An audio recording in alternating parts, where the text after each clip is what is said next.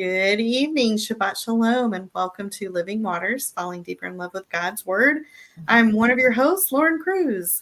And I'm Stephanie Pavlantos. Thank you for joining us. And this is pre-recorded. Yeah. So if you leave questions, we will find them later, but we won't be able to put your questions up on the video and that kind of thing. Respond to them live. Yeah. Thank you. I have a birthday party to go to for my little granddaughter, so I'm probably driving as you're watching this now. So thank you for letting us do that. Are you going to make it, Stephanie? You have been yawning. We talked for a few minutes, and are you going to make it? I'll be fine. It's like that life of 3:30 in the afternoon, and I'm already tired. It's like dark out here. It's like it's just like the whole house is so dark because I'm up here, so I don't have all the lights on downstairs. But it's that life of leisure. It's making me sleepy. Yeah, it's the life of leisure that you're leading now. I know. So we're in this book. We're still doing Romans. We're only in chapter 3. Yep, we're trying. We're plugging through. Hey, I can't tease you. I come home from work, and I swear, Jeff and I set an alarm for 30 minutes, and we both pass out on the couch. Do you? Oh my gosh, it's bad. And I've never been a napper. My mom always makes fun of me. She's like, "Go take a nap," and I can never do it. Oh, I'm old now, and I can totally take a nap. So yeah, I don't take a nap. Oh, but I don't know what Charlie think. Okay, I gotta wake up and get engaged in conversation that'll wake me. Oh gosh. All right. So we're on. Romans is a good book. We are. We're on like page 100 if you do have the book, and we're using Tom, what's his last name? Right. Yeah, from the Telecasts.com, and you might want to check out his website and the Holy Land Marketplace, because I think I got an email they're having a Black Friday sale, so you might get a couple of good discounts on some things if you're interested. Oh, that's cool. Yeah, I'll have to look that up. Yeah, just what we need, more books. I know. Oh, I did buy one. You did buy one? Buy Joel Richardson's book, the Islam Antichrist or something like that. So I think I have that one on my Kindle.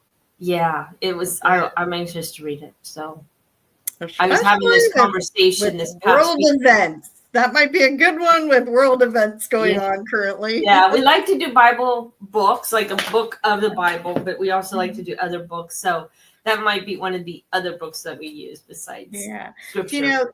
Whenever I ask people if you want to do a Bible study, the first thing everybody says is Revelation. They all want to do Revelation. Yeah, but there's so many different, and if you've been in church for any amount of years, you have a dispensational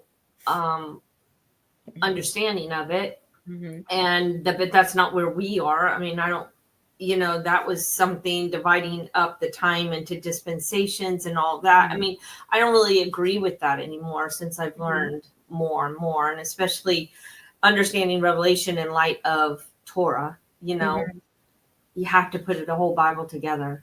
So I don't know. They do say they want a better Hebrew understanding of the Bible, and then in Revelations usually 1 and 2. And I'm like, well, that's a big one to start with. Yeah, I can help you if you want to do it. Hey, I've got time to help. You do. You have all the time. All right. Well, we are on Romans, roughly, let's see, Romans verse 3, and it's 21. Chapter 3, verse 20. We were talking about 3, 21, and 22. That's where we are. And then he brings up Romans 10:4, which is Christ is the end of the law for righteousness to everyone that believes. So I think we haven't talked about that yet. Nope, we have not. Yeah, take it away, Stephanie. So so I read. So he kind of jumps ahead to Romans 10, verse 4, and we often misunderstand this because we look at the word "end," thinking it's the end of the law. And that's actually not what it's saying. And so it's to be a really good Bible student. We've talked about this many, many times, including last week. You have to use some Bible commentaries or at least Bible dictionaries. Look up words. And if you look up this word "end," you will find that the word is telos Greek. That is end in Greek. Yep. But here he goes and says, this is what telos actually means. It is the word for end, purpose, or goal. It is an end or purpose in a fairly constrained sense used by philosophers such as Aristotle. It is the root of the term teleology, roughly the study of purposeness, or the study of objects with a view to their aims, purposes, or intentions. So that word has nothing to do with the end of something. That word has everything to do with the purpose of something. So okay. So while you were talking, I'm actually on blueletterbible.org. Okay. And when you first pull it up,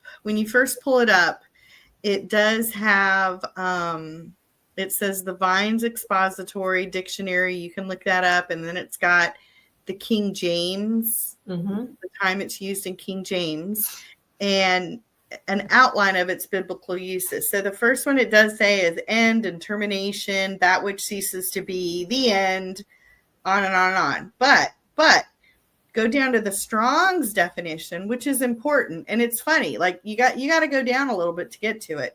It's looking up the word teleos, and it says a goal, the point of a goal. Yes. Properly, the point that is aimed at. The aim. So you could say, instead of saying the end of the Torah, it's the end point, the aim of the Torah, or the goal of the Torah. The goal of the Torah. Yeah. The purpose. So another Christ word is goal. Purpose of the continual custom. The uttermost. These are other words. These are all words used to describe telos. Telos. And I like when the Bible Hub will give you there's times, it's so funny, that it'll have like all the other verses that use that same word. It does. And they're all used differently than the verse that you're reading. Right. And it's like in 20 other verses, it's used for something else. But yet they're trying to make you believe it's this in this verse. It's used 42 times. And so 35 times it is translated as the end. But when you custom, uttermost, finally, ending, by one's continue. So it's translated, but then when you go down and you look at what Strong's means, it doesn't match how it's been translated. So and we have to remember that is the translator's choice. Yeah, so they choose the word they want to put in there, and we are going along with it by reading and thinking that they've chosen the best word but everybody has a worldview. Right. So if if his worldview is, this is the end of the law, then that's exactly how he's going to translate it. Yeah. But if you read it as for Christ is the purpose or goal of the law for righteousness to everyone that believes, it has a different connotation. It does. It does. Yeah. So when you guys look things up, yes, look at what it's saying, but read through the whole page, like scroll through the page and look at the other uses and the other, and go, if you can find a Driggs and Dever, I think that's a linguistic dictionary. Like, so that goes into the roots of where that word started from. And that's important. That's good to have the roots. That when I was in seminary, that was one of the they didn't want me using Strong's, and they never wanted us to use Vines. They said Vines wasn't worth it. Or Young's. There's another one called Young's, because that's for the young believers, but Strong's is for the strong believers. That's how it was taught.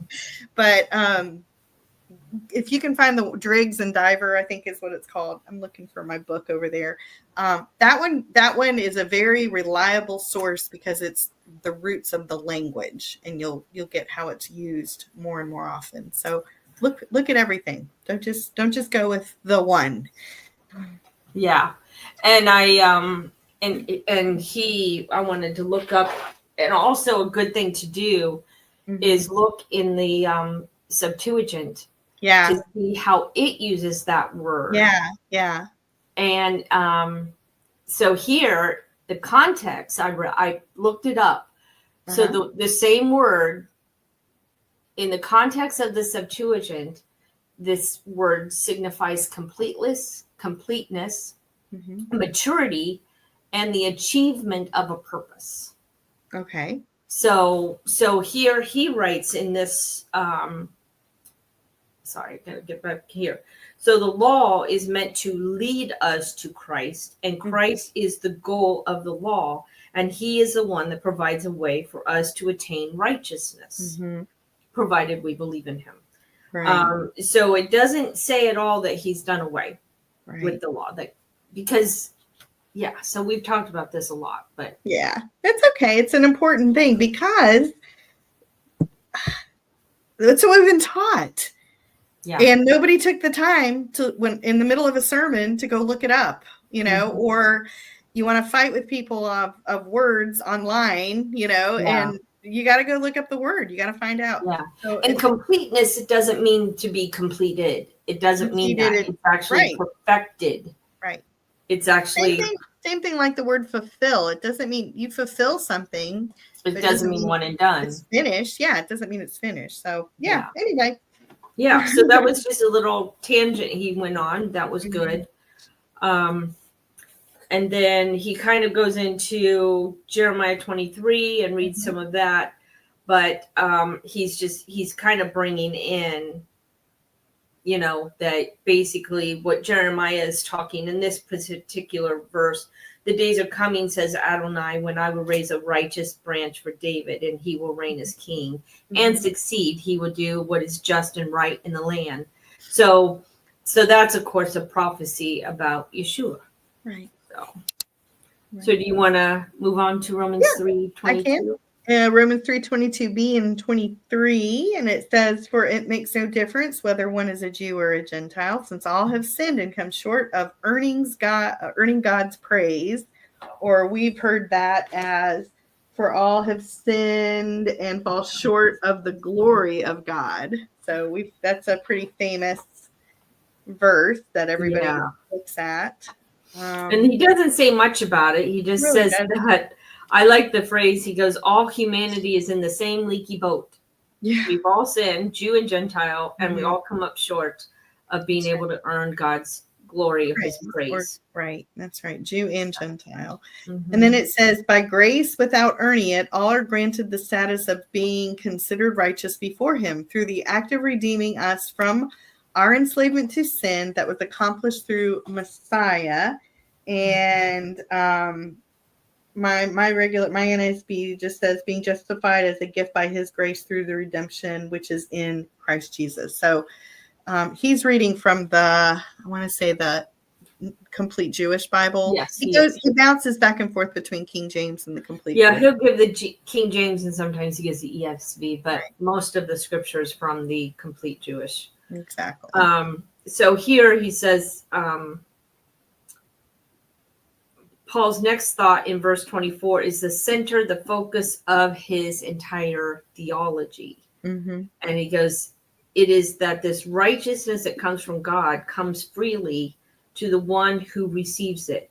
And he's going to keep going, because last week, if you remember, we talked about, for those of you listening, we talked about the difference between trusting and faith. Because if we trust in our own faith, our faith goes up and down,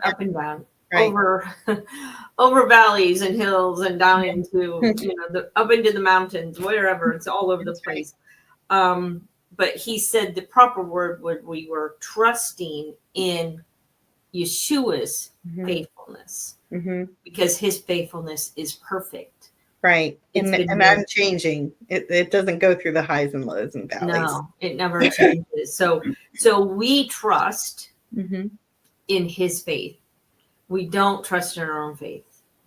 We don't believe in our own faith. Our faith does not save us. It's our trust in him that saves us.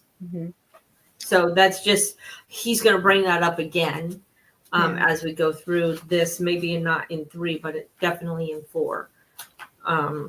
So anyway, I had one other thing here highlighted. Did you have anything highlighted? No, I just kind of had his next little paragraph. I think it's important to always realize this amazing reality that although we obey God by doing the biblical feasts, eating biblically kosher and observing the Sabbath, none of this is our righteousness. Christ is the vehicle of our righteousness. God freely gives. And I say this all the time. When people ask me, like, why do you follow the law? Why you don't have to? And I go, you know what? I do it because it's a way of me being obedient. I do not believe it saves me. I'm still trusting in Yeshua. He's trusting in Jesus and the sacrifice and everything that he's done for me. But I obey because I want to obey. And he does go into that a little bit when in next chapter when he starts talking about Abraham. Yeah, and he actually quotes something that was in the Dead Sea Scrolls. Dead Sea Scrolls. Yeah, I thought that was interesting. It is interesting, but he's saying that even right there, he says, this is a wonderful way to express the gospel.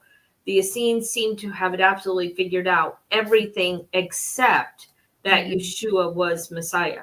Right. So even though what they say is beautiful, do you want to read that part or move on? No, go ahead.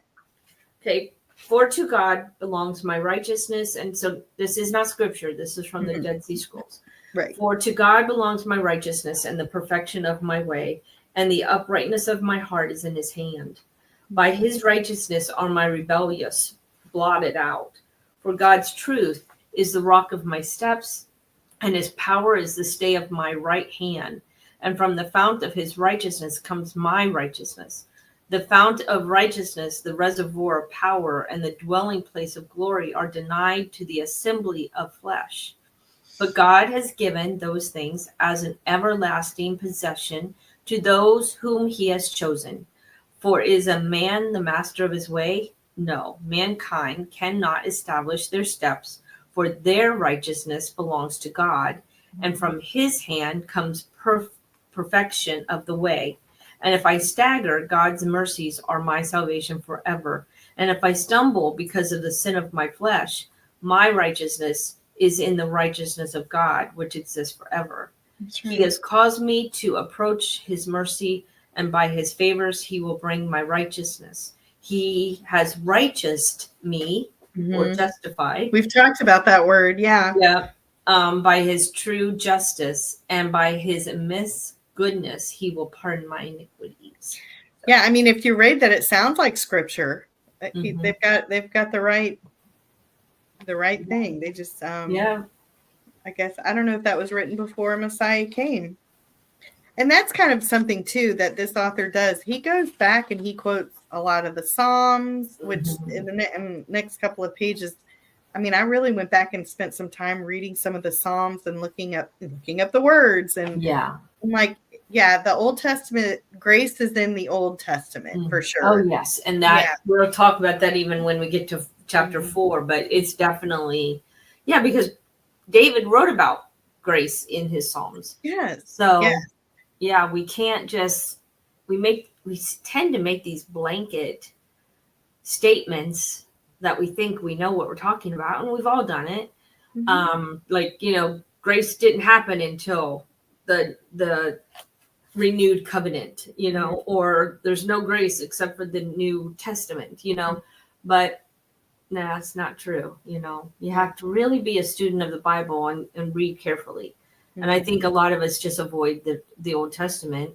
For the most part, a lot of the church avoids the Old Testament. Because even, again, how can we read, what's the verse in 1 John 3:4? Whoever commits sin, transgression. Lawlessness is defined sin. Law, for sin is a transgression of the law. How can we read that and just not think about that? Yeah.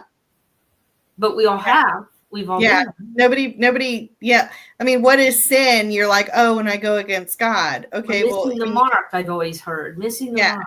That's just one definition of sin. Right. There's 3 different definitions for sin in the Old Testament, in Hebrew. So anyway. Yeah, good stuff. Yeah. So I think that before we get to 25, did you have anything in that section? Yeah, I just have right underneath it. It says, it is that salvation and our release from the power of sin that is a gift from God that cannot be earned or merited by our own works, nor can it be denied by our lack of works. Rather, it was accomplished on our behalf by the good works of Jesus Christ, specifically by him being so perfectly faithful that he went to the cross as our atonement and as our Passover lamb. So right there, we are not saying we are saved by Torah. Right. Nobody in the right mind would say that. Honestly. Yeah. Nobody should say that, because that's what Paul is correcting the Jews who thought that. Right. And they still think that. Yeah. Some. Not all. Yeah. All right. You ready for 325, or what else did you have? I just had one thing here. Mm-hmm. I'm probably not. This what I thought was important. The law and the gospel are not competitors. Yeah, they are teammates. Yeah. So Torah and gospel are teammates. Yeah. For human or animal life to exist, we must all have as basic needs air, water, and food. Mm-hmm. These three necessities for physical life are critically important and are organically connected. No one can tell us to just choose one or even two out of the three, because, we talked about this. Yeah, you need them all. But he said, but the same as this, it's the same for the law and with the gospel of Christ. For centuries, the church has told us to choose one or of the two, obviously with the intent that we choose the gospel. But God gave us both because we need both. So Paul is attempting to explain the difference between the law and the gospel and what the purpose for each are, just as important as what they are not. Mm-hmm. So we can't confuse one for the other. They're both important, but they're not the same. Yeah, good stuff. Mm-hmm. So Romans 3:25. Romans 3:25. God put Yeshua forward as the capra, for sin through his faithfulness in respect to his bloody sacrificial death. Now that's the complete Jewish Bible. So 325 in the NASB is whom God displayed publicly as a propitiation. That's that fancy word. In his blood through faith, this was demonstrated his righteousness, because in the forbearance of God, he passed over sin previously committed. So my NASB has 3 lines to say it, and he's saying it in 2 lines. Yeah. So we're going to look at that big word, propitiation or capra. Kapara. You said? I think you said that once. Kapara or capra. Yeah. Yeah. All right. So he gives 2 points here in this section before he explains that word. He wants us to understand that when the Jews insisted they were doing the law, they did not specifically mean they were doing the law of Moses. Right. And we again, this goes back to culture, it goes back to context, it goes back to the language and the understanding. But when they said they did the law, they actually were talking about oral law, Mishnah, the whole kit and caboodle, right? So I had a really good example this week. I was reading in John. I think I said this last week. They rebuked him for healing a man. Yeah, we talked about this last week. They rebuked him for healing the man on Sabbath. Mm-hmm. And according to law, you can't heal on Sabbath. Torah doesn't say that. Torah says you can extend mercy to people on Sabbath. Yeah. It's not a problem. Yeah, and it was the oral law that he was going against. So you can't lump it all into the same thing. And Jesus really came to correct their theology and say, you're not keeping the Father's law, the Father's instructions. You're keeping your own instructions. Right. And so that's the, what's the word? Halakha. Halakha. Okay. Mm-hmm. I do not like Hebrew words. I don't like any other language words because I can't say them. But so he just said that Tom Bradford just goes on. He said, what they meant when they said they were doing the Jewish law is tradition, the tradition of the elders, which encompasses a whole lot of stuff. Mm-hmm. Oh my goodness. My daughter's here. Your daughter's here. You got to go check your door. Yeah, I got to go let her in. Okay, go let her in. I'll be right back. Okay. All right. So the second point that he was making in this section is the second reason that Jews were skeptical of Paul's assertion of salvation as a free gift of grace for all who believe in Messiah is because they didn't see a Messiah as having any direct involvement in their spiritual relationship with God. For them, a Messiah was merely a real physical descendant of King David who would militarily lead the Jews out of oppressed by Rome and into a golden era of Israel, becoming a dominant worldwide kingdom. And what's important, I mean, we have to understand what he's saying here. He's saying, and the Jews, they don't recognize Messiah even today because they were looking for that conquering king, and they figured that they had righteousness because they were Jews. They don't need a Messiah to die for them. Right. What do you mean? I don't need a Messiah to die for me. So it's and even today, I don't know that they think they need someone to die for them. I don't know. I don't know. Yeah. How they feel they do atonement because there's no sacrificial law now. I don't know. I think they just want somebody to come and end all their wars with everyone. Probably. And destroy their enemies. That's what they wanted, years ago. Always. Yeah. Yeah. Back in the Gospels, that's what they were fighting for. They wanted a Messiah who would put an end to their enemies. Conquering Messiah. Yeah. Yeah.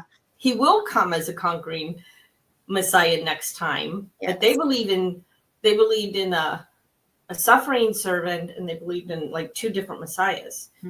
But we see both in Yeshua. That's a difference. So yeah. Okay. Yeah. So okay, that's at the bottom of page 103. So okay. I don't know if you had anything else. No, you covered that. So sorry, I had to run down there. Okay. It actually was my husband. Gonna wait for you. Yeah, it was actually my husband needed in because I had locked him out. I'm so sorry.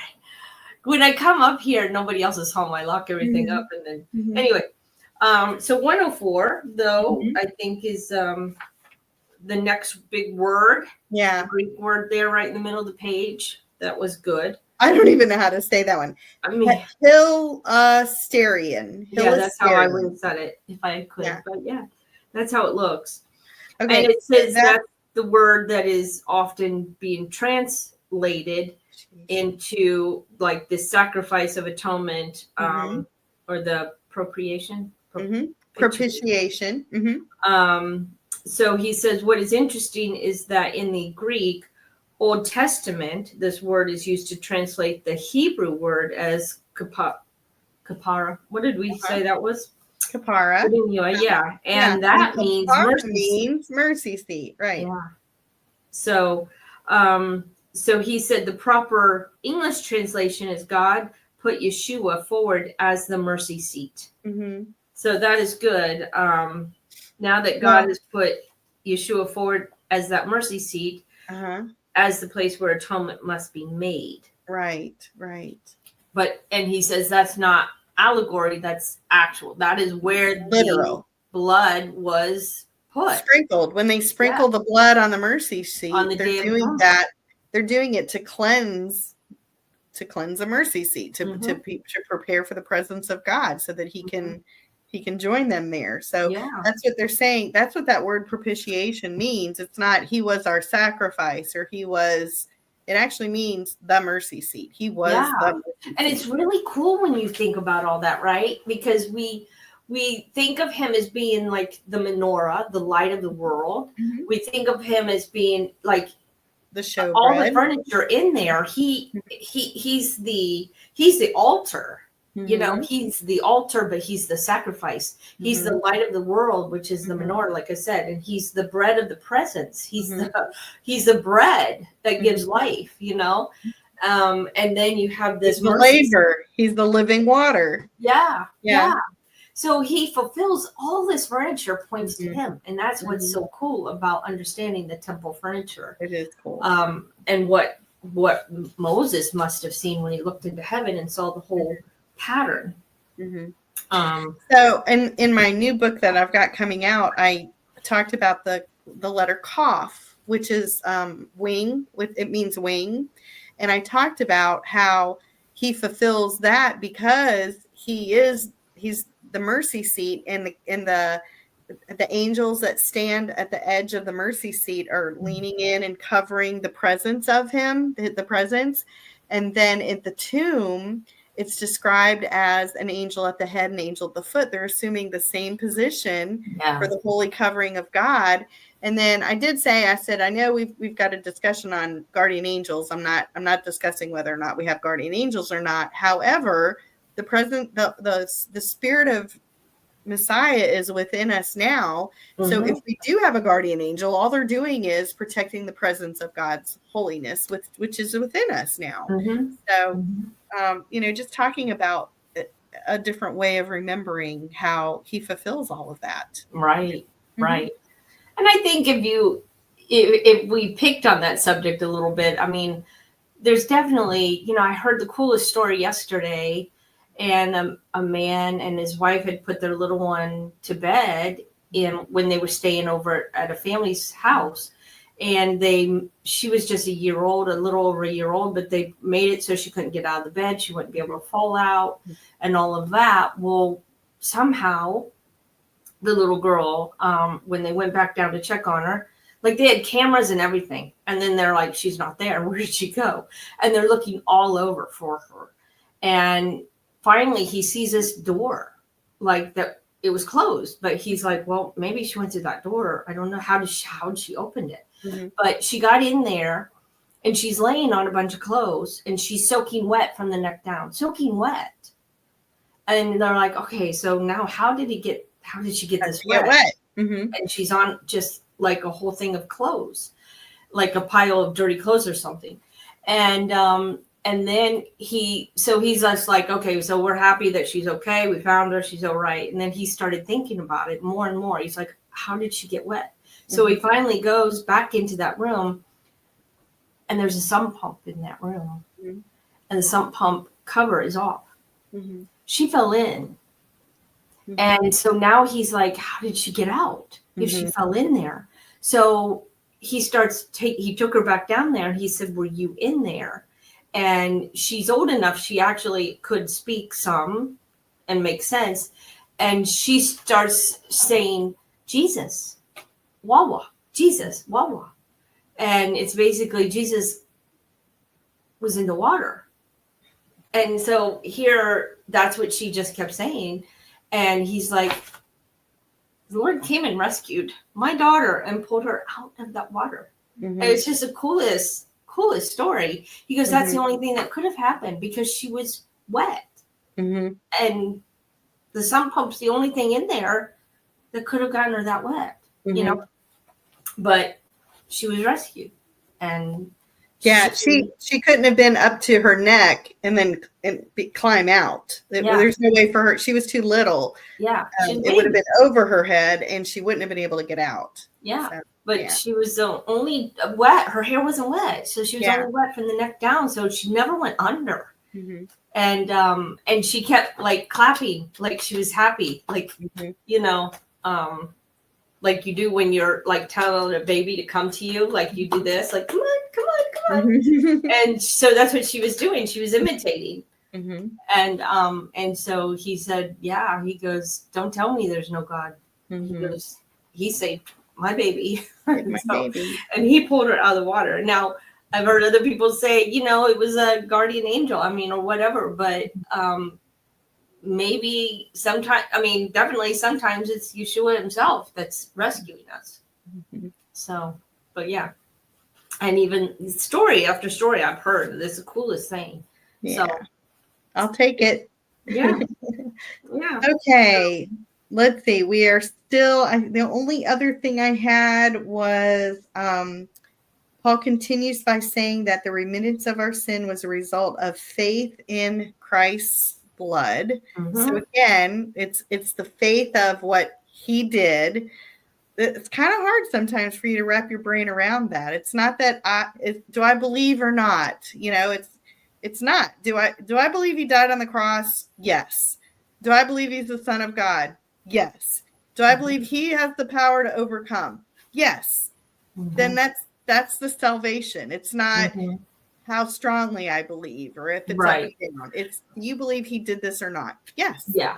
And then we have to live like we believe it. That's the true test. Yeah. And that's where many Christians drop off. Right. You can believe it all day and night, Mm-hmm. but what do you do to prove you believe it? Mm-hmm. What do you do to prove? And we don't have to prove it to the Lord, but we prove it.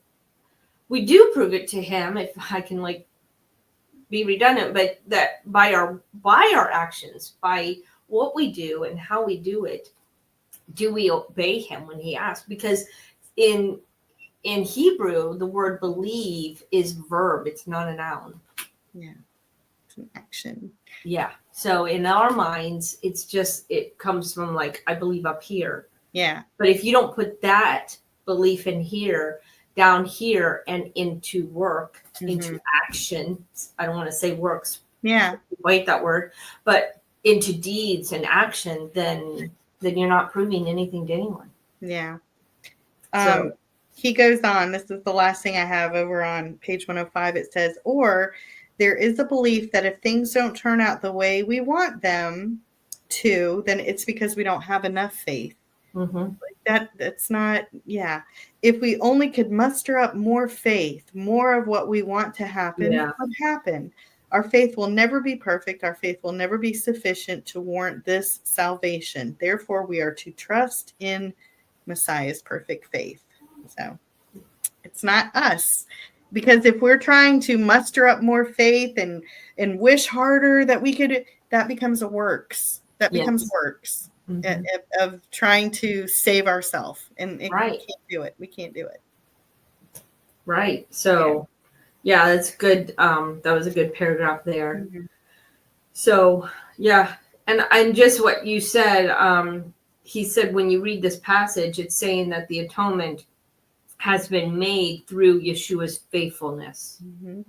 So it's about his faithfulness, and we in turn remain faithful to him.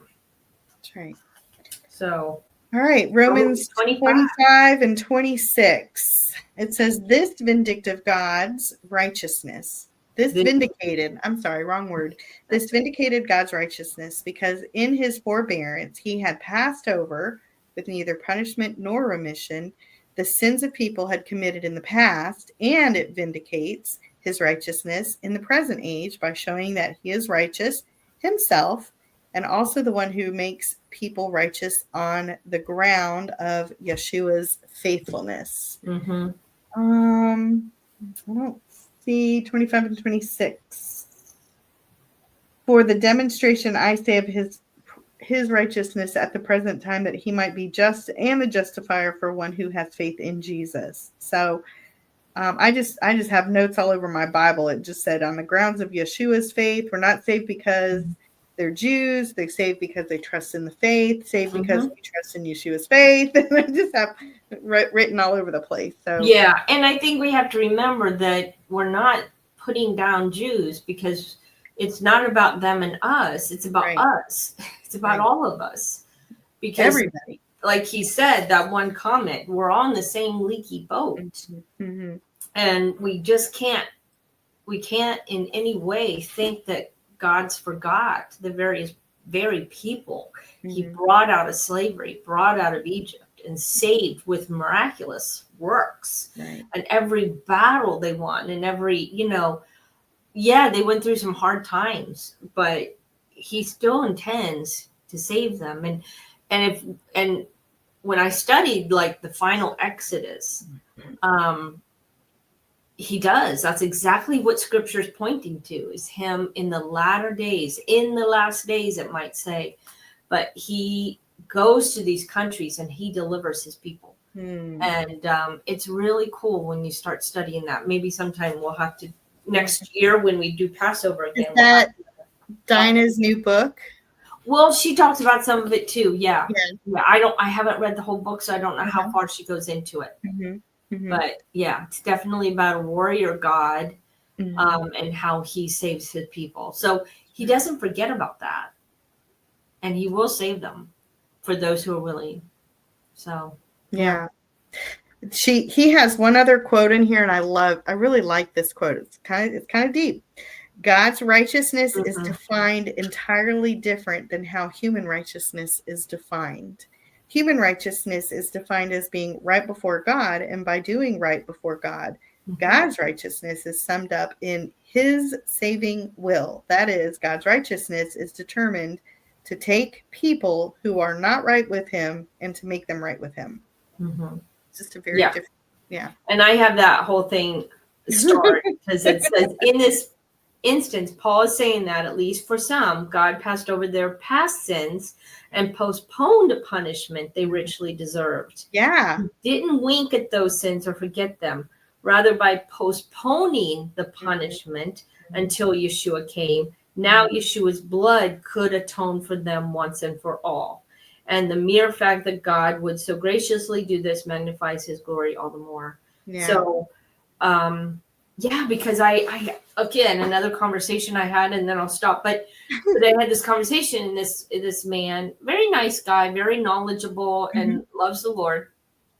But he was like, God never promised the saints in the Old Testament anything. He never promised anything to them. And I'm like, Hebrews 11 says he did. And actually other verses in Hebrews says that he promised them a country. He promised them a land, and that promise is in their future. They haven't been resurrected. And I think that what he's saying here is the same thing. God passed over their sins and postponed a punishment. Right. Because they were found righteous, but they didn't have only animals, were there, died for them, so to speak. And so now he postponed it until Yeshua came. So now that blood goes back and applies to them. Right. And I know it's hard. It's hard, but it's like they have the hope of what's to come, right? They're putting their hope in. Abraham was counted as righteous. He wasn't a Jew. He was a Gentile. He wasn't even circumcised. Yeah. And he was counted righteous. Yeah. Yeah. So he was counted as righteous. So basically it's God said, okay, Abraham, when you die, I'm not going to send you to eternal damnation right now. We're just going to hang tight for a bit. Yeah. And I don't know if it's Sheol. I don't know if it's separation from him or Abraham's bosom. I mean, I don't know. But he wasn't sent to destruction. No. And he wasn't completely separated because he was considered righteous. Yeah. Because everybody's going to be resurrected to stand in front of the Lord. And while we may not be judged because of Yeshua, we still have to stand in front of the Lord. But and again, I had a friend who had this dream, and it was just a beautiful dream. But, he said when he was standing in front of the Lord, he saw everybody just like reduced to nothing. Like salt. They were just reduced to nothing but a pile of minerals. And he's like, and he was terrified, and he's watching the Lord's head, in a sense, what he could see and what he understood to be his head. But he goes, when his eyes came to me, he goes, I was bracing myself to just fall. Yeah. And he goes, but suddenly Jesus stands in front of me with his arms out. And when the Father looks at his son, then he goes on. And so, and every time he came to one that the Son had redeemed, the Son shows up and stands in front of them. So it's really cool. I don't know that it will happen that way, but that's the dream he had. And he understood exactly what it meant, It's the same concept what's Paul saying. Do we trust in Yeshua or not? Do we trust that he's going to show up for us? Yeah. Same. And I mean, that's not hard. That's not a hard one. I don't know. I guess some people who feel that they've sinned too much or they've strayed too much, maybe that is a hard thing. Like, I don't believe anybody would step up for me, Yeah. Perhaps it is a hard thing to have a concept of, but I trust and I can believe that. So, yep. Romans 3:27-28. Yep. To the end. So what room is left for boasting? Okay, another question, and he's going to answer it. None at all. There's no room left for boasting. What kind of Torah excludes it?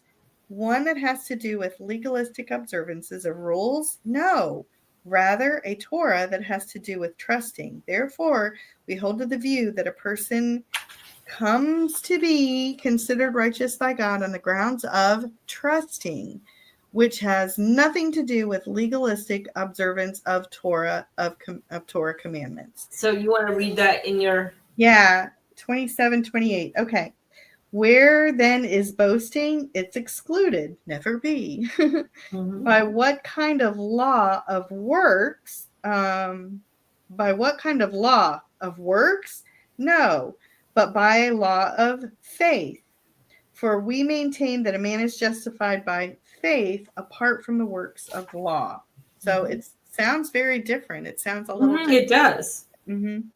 Especially when you add Torah instead of law, and then you add trusting instead of faith. So he like basically took two of the words and changed them. So it says, so after explaining the reason why Yeshua's death on the cross is the legal justification for God reaching down from heaven and righteousing those who trust. He adds also he uses those words, right? Yeah. To those who trust in this amazing protocol grace, Paul then asks a simple question in verse 27. So what room is left for boasting?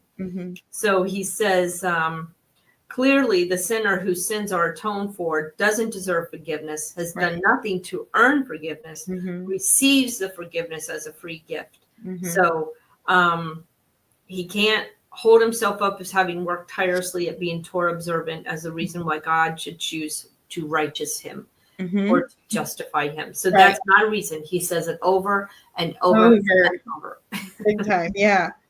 His works and his deeds don't earn him merit. They earn him condemnation if he counts on those deeds to be his righteousness. Right. And like we both have said, we're not counting on those deeds for our righteousness. We're counting on Yeshua for our righteousness and God's righteousness through him.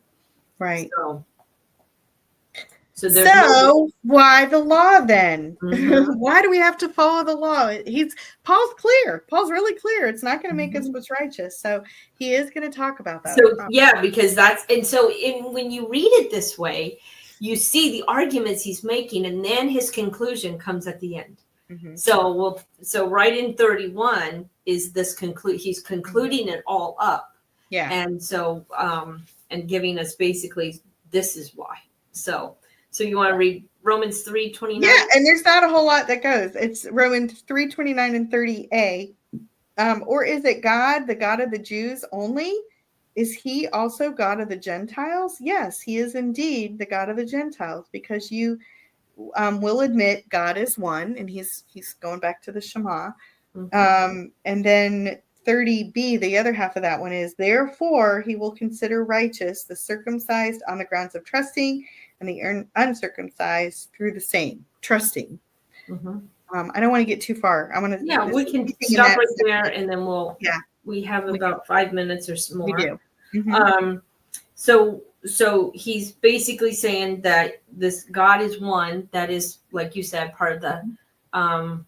So it's interesting, the Shema, but that word in Hebrew is echad.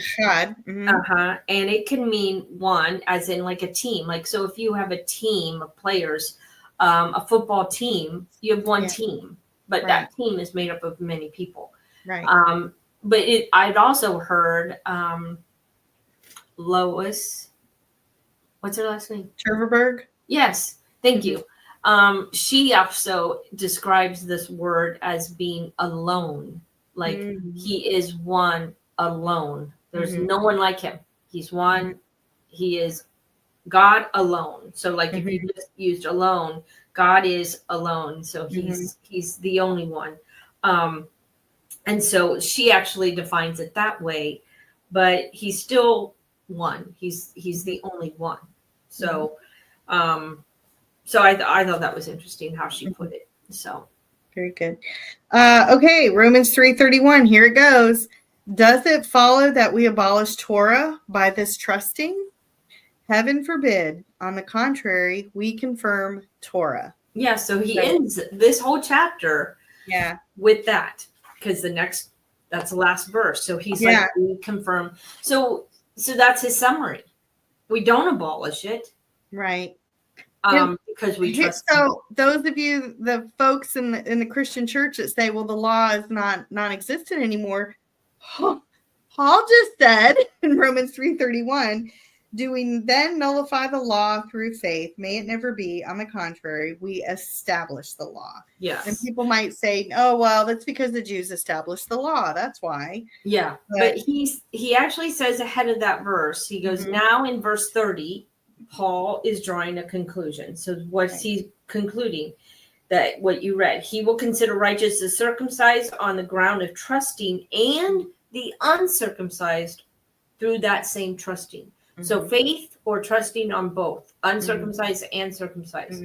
So he says, but let me remind you that throughout this dissertation, he has been following the standard of rabbinical Talmud method of making a case.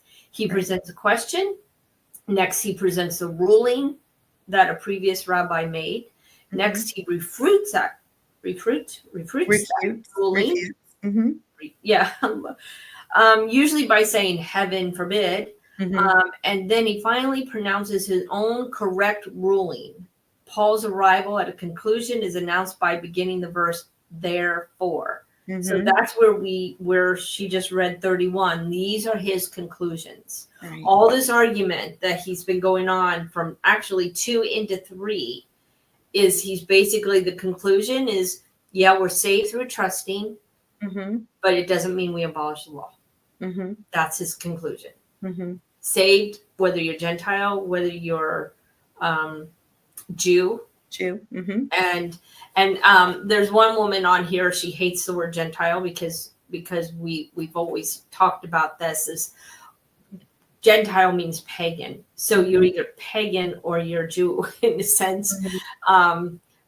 But we no longer stay in that paganness. We never stay as a Gentile in a sense. We become Israel. So we're grafted into Israel. So we do away with that Gentile understanding, and we look at ourselves as now we are grafted in to Israel. And it's cool because if you think of a tree, the tree is Israel, but what are the roots? It's Messiah. Roots are Messiah. So now we've got these grafted in limbs and these original limbs all going into the same tree, which is rooted in Messiah. So some branches have been cut off because they refuse to be grounded in Messiah. Yes. So it kind of goes good stuff. I don't know. We've got about 4 minutes, maybe. We have a couple. Yeah. So that gets us to the end. Then he jumps into Romans 4. I don't know. Do you want to start or? Okay. I don't know. He does bring up Matthew 5:17 as kind of his point. Oh yeah. You kind of said it nice. You said we're saved by trusting, but the law is not abolished. I like the way you said that. I kind of want to write that in my Bible.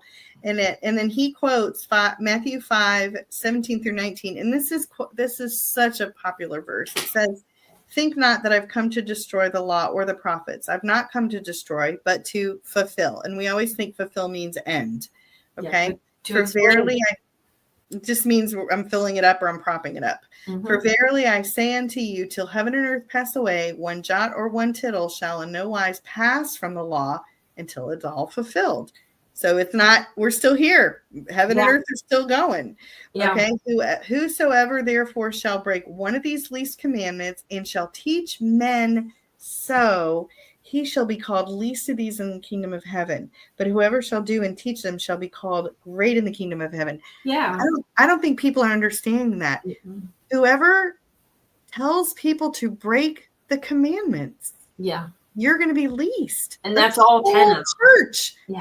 That's the whole Christian. Everybody teaches them, don't listen to the commandments. Yeah. You're breaking, you're sinning when you say that according to. And there are people who say we don't need those commandments anymore. All we need is to love God and love our neighbor. That's all. Yeah.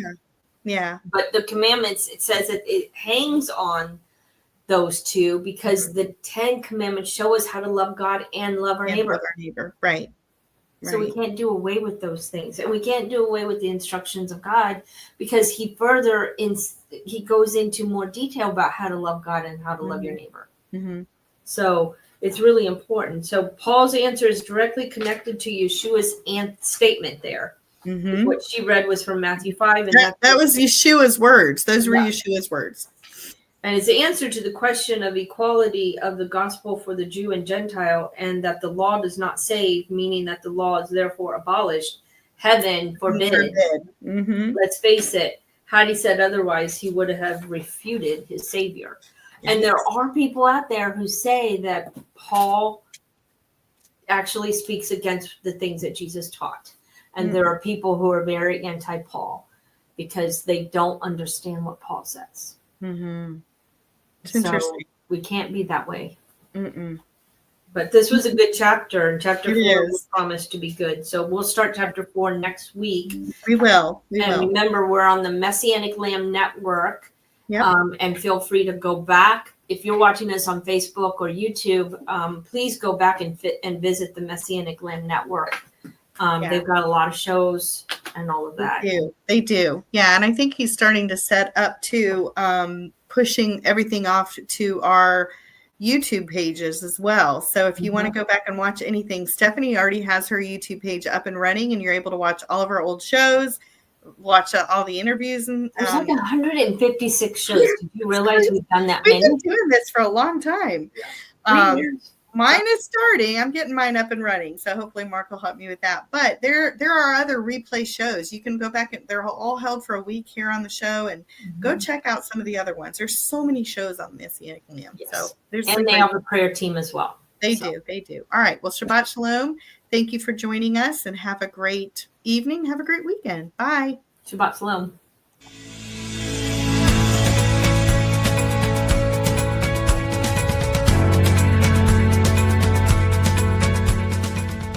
If you missed today's show and want to watch it again, or want to tell someone where they can watch this episode, go to lambnetwork.tv, where you will find this show and all of the other live Lamb show archives on the on-demand section of the website.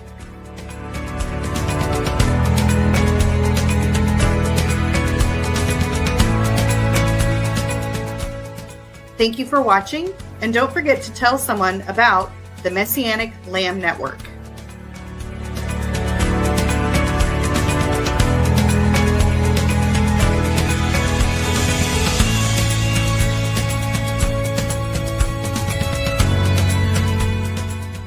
We are richly blessed to bring you what we believe is the fullest, most diverse, yet up-to-date progressive teachings, discussions, and prayer programming you can find anywhere on this planet.